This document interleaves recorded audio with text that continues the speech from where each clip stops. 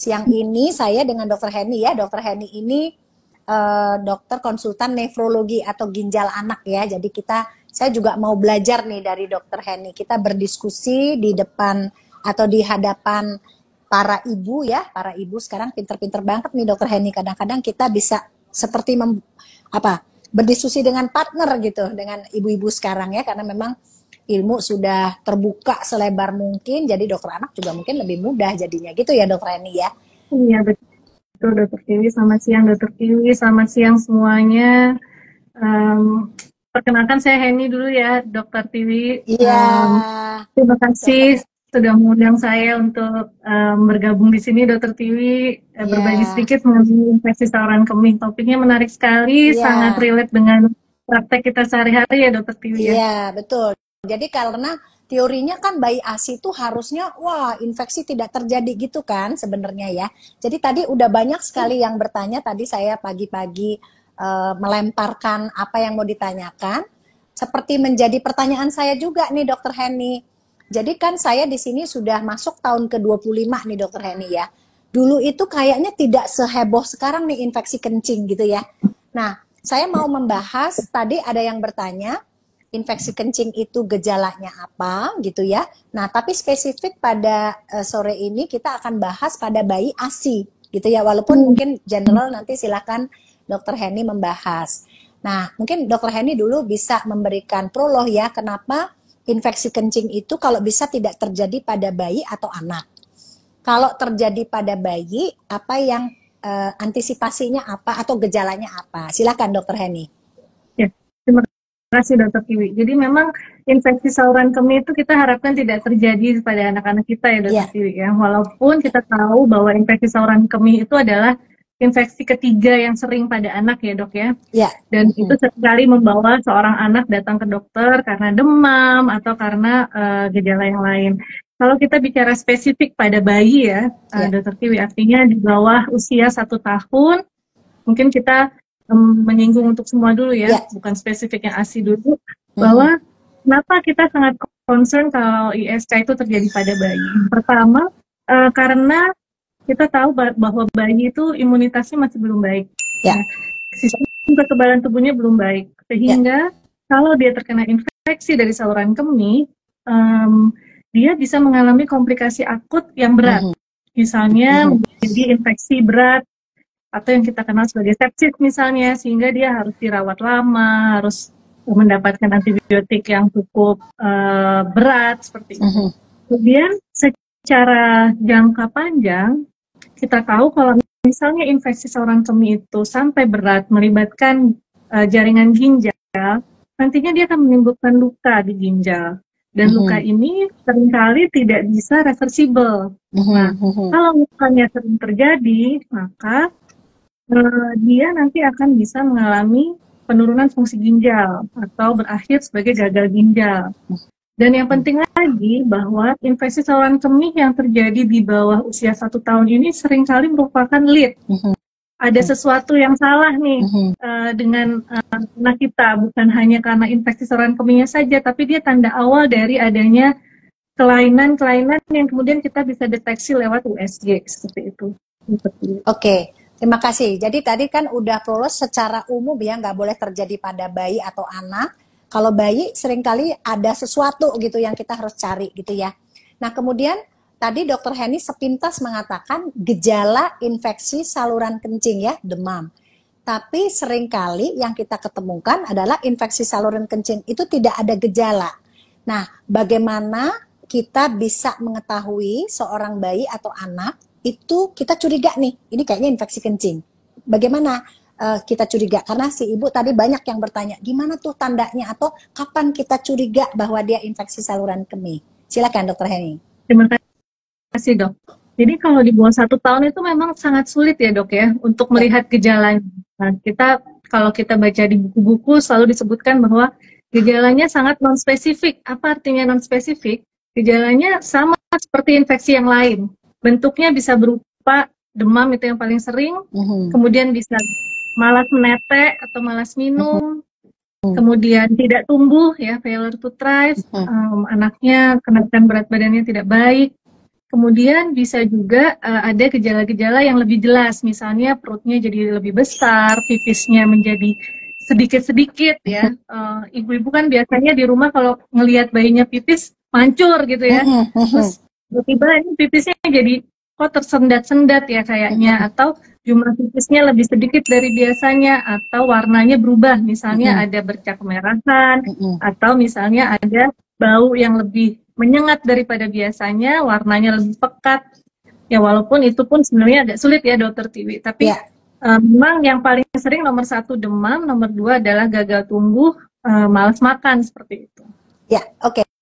Tadi yang di-highlight, yang sering kita lihat pada bayi itu adalah gagal tumbuh atau berat badannya tidak naik.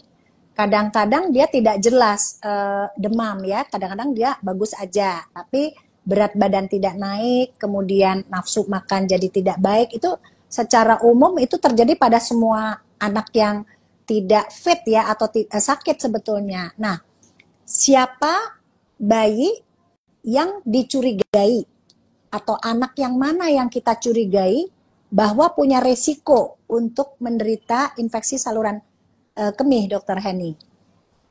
Ya, jadi nomor 1 kita melihat jenis kelamin ya Dokter Tiwi. Di bawah usia 1 tahun itu anak laki-laki resiko mengalami infeksinya lebih tinggi daripada anak perempuan. Itu di bawah 1 tahun. Kemudian yang kedua, kita bisa melihat riwayat sebelumnya. Kalau sebelumnya anak ini pernah didiagnosis ISK, nah itu hati-hati, mungkin dia akan lebih rentan mengalami ISK. Kemudian yang ketiga, mungkin kita bisa melihat juga riwayat keluarga, saudaranya, saudara kandung misalnya, atau ayah ibunya. Kalau ada yang punya kelainan bawaan ginjal, bentuknya atau salurannya, itu juga dia punya resiko.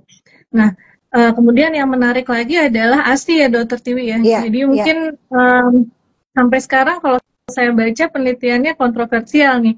Ada yang mengatakan bahwa ASI itu protektif terhadap ISK, ada beberapa penelitian lain yang menyebutkan sama-sama aja, yang ASI, yang mix feeding, sama yang formula. Tapi kita tahu sama-sama ya Dokter Tiwi kan praktisi nih di bidang ASI ya Dok ya, bahwa ASI itu mengandung olisakarida dan lain-lain yang kita percaya bahwa dia akan punya efek yang baik untuk mukosa di saluran kemih sehingga dia mencegah penempelan bakteri-bakteri itu. Jadi ya mungkin itu salah satunya. Kemudian yang lain lagi yang disebutkan sebagai resiko adalah obesitas. Jadi kalau misalnya dia obesitas, dia akan lebih mudah. Dan yang terakhir tentunya kita tahu kalau dia imunokompromis ya Dokter Tiwi, misalnya punya penyakit bawaan atau punya ya pada dasarnya bayi pun sebenarnya imunokompromis ya Dokter Tiwi ya. Jadi tapi kalau dia memang punya penyakit bawaan yang menyebabkan sistem imunnya kurang, tentunya akan mudah mengalami ISK. Mungkin itu Dokter Tiwi. Oke, saya mau highlight yang pada umur di bawah 1 tahun, bayi laki-laki lebih tinggi berisiko untuk mengalami infeksi kencing. Nanti minta tolong dibahas ya, mungkin nanti sedikit dibahas tentang fimosis. Yang kedua adalah seringkali ya kalau bayi ASI, memang itu kontroversi ya, bayi ASI akan proteksi infeksi, enggak. Tapi memang ada bayi ASI yang punya resiko ya, yang saya lihat ini sebagai praktisi, mungkin Dokter Henny bisa ngebahas dari segi ilmu. Bayi ASI itu punya faktor resiko untuk mengalami kurang cairan di usia-usia tertentu ya. Satu, biasanya di usia kalau dia belum stabil ASI-nya ya, misalnya kayak kemarin kita ketemu bayi ASI umur sebulan, lahir 2,9, datang ke kita umur sebulan 2,9 juga, gitu ya. Kemudian bayi-bayi ASI yang ibunya mau bekerja, di mana dia belum bisa menyiapkan bayinya dengan media lain, sehingga ASI perah yang diberikan pada bayi jadinya kurang dari harusnya. Nah, apakah itu adalah kelompok yang kita bisa masukkan faktor risiko gitu Dokter Henny? Silakan Dokter Henny, kita mulai dari bayi laki di bawah 1 tahun itu lebih tinggi risikonya daripada bayi perempuan. Karena kita kalau ilmu kan perempuan kayaknya lebih pendek tuh dari bagian yang luar tuh sampai kandung kemih itu kan lebih pendek. Kalau bayi laki kan kalau laki kan lebih panjang. kenapa bayi di bawah setahun kok anak laki lebih tinggi gitu? Silakan Dokter Heni. Ini Terima banyak kasih. teman-teman dokter anak ada di sini Dokter Heni ya. Saya lihat ada Dokter Andamari, ada Dokter siapa tuh? Ican ya, Chan ya, Kautsar ya. Ican kayaknya ada di sini. Silakan Dokter Heni, silakan. Join juga. Ya. Ya, jadi memang penelitiannya cukup banyak dan konsisten Dokter Tiwi tentang terkait hal ini ya. Kalau American Academy of Pediatrics bilang dia resiko untuk anak laki-laki infeksi itu bisa sampai hampir 4%. Sementara anak perempuan itu di bawah 2%, jadi hampir 2 kali lipat ya. Nah, kenapa ini bisa terjadi? Kalau dari studi-studi itu disebutkan ya memang karena pada anak laki-laki itu seringkali kan memang ada fimosis ya Dokter Tiwi ya. Jadi ujung kulit penisnya biasanya kalau di bawah 1 tahun memang sempit ya. Sempit. Itu normal sebetulnya, normal tuh sebenarnya. Tapi dia ada derajatnya nih. Nah, kalau misalnya derajatnya berat sekali sampai kalau anaknya pipis itu ujung penisnya menggembung, ya tentunya dia akan lebih tinggi resikonya mengalami ISK. Tapi basically kenapa dia gampang ISK? Karena banyak sekali kotoran atau kita sebutnya smegma ya, kotoran-kotoran yang ada dari dalam kulit di area penis itu yang tidak bisa dibersihkan dengan baik pada saat kita membersihkan penis seorang anak laki-laki, dan ini menyebabkan dia berisiko untuk mengalami ISK. Seperti itu.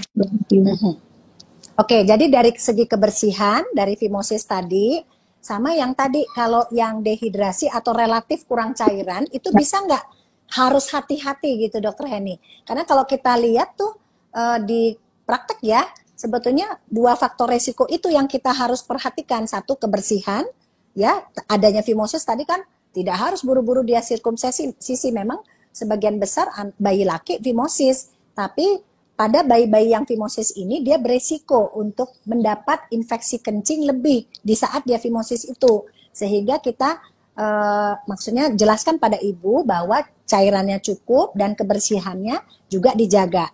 Nah, kemudian apakah itu mutlak menjadi syarat, di samping tadi ya ada kelainan ginjal itu berbeda lagi ya, tetapi kalau dari segi bayi yang tidak ada kelainan yang lain, faktor kebersihan dan fimosis tadi punya faktor risiko, tapi kalau kita memperhatikan kebersihan dan cairan yang cukup, apakah bisa terhindar dari infeksi kencing? Dokter Heni, silakan Dokter Heni.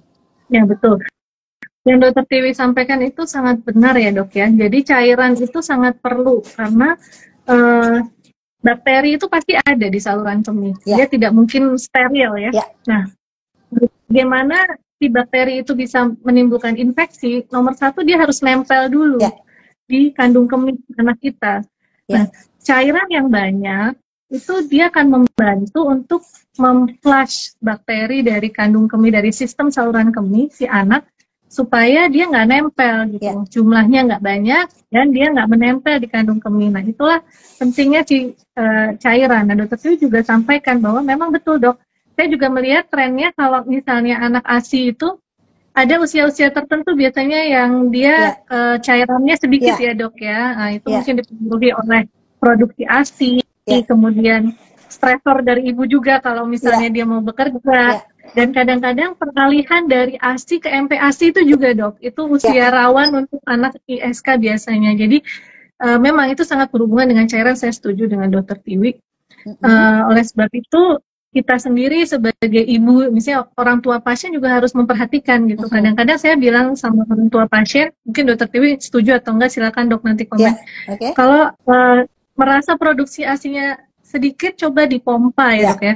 Kita ingin memperkirakan berapa sih sekali dipompa kita keluarin bisa berapa ASI-nya, sehingga kita bisa memprediksi, oh ya ASI saya oke nih, cukup nih, kalau enggak, wah ASI saya kurang nih, mungkin saya kurang minum atau apa, seperti itu ya dok ya. Saya sering menyarankan seperti itu untuk ibu-ibu yang memberikan ASI yang anaknya mengalami ISK, karena itu nomor 1 faktor yang harus diperbaiki dan itu modifiable, kita bisa memperbaiki ya kan dok ya. Oke, terima kasih ya. Jadi saya setuju banget ya. Jadi kadang-kadang bayi-bayi yang disusui langsung ya, kalau dia 1 bulan, 2 bulan itu kayaknya bayinya belum distraksi ya. Kayaknya kebutuhan cairannya kayak masih terpenuhi dengan hanya menyusui. Tapi begitu bayinya mulai menyusui mulai teralih atau ibunya mulai aktif ya, artinya ibunya bekerja, ASI perah yang ditinggalkannya banyak, tetapi yang masuk ke bayi sedikit. Nah, di situ faktor risiko kurang cairan itu akan sangat membuat si bayi bisa terkena infeksi kencing, atau ini juga ada yang bertanya silent disease ya. Jadi ibu-ibu sekarang pinter-pinter banget. Silent disease ada nggak gitu ya biasanya ya ke kamar praktek, dan saya rasa ini informasi yang disampaikan oleh profesional seperti Dr. Henny dan kawan-kawan dari nefrologi itu kayaknya sudah mulai dipahami oleh ibu bahwa silent disease atau infeksi kencing itu adalah salah satu silent disease yang harus dicari pada bayi atau anak yang kalau ada gangguan pertumbuhan.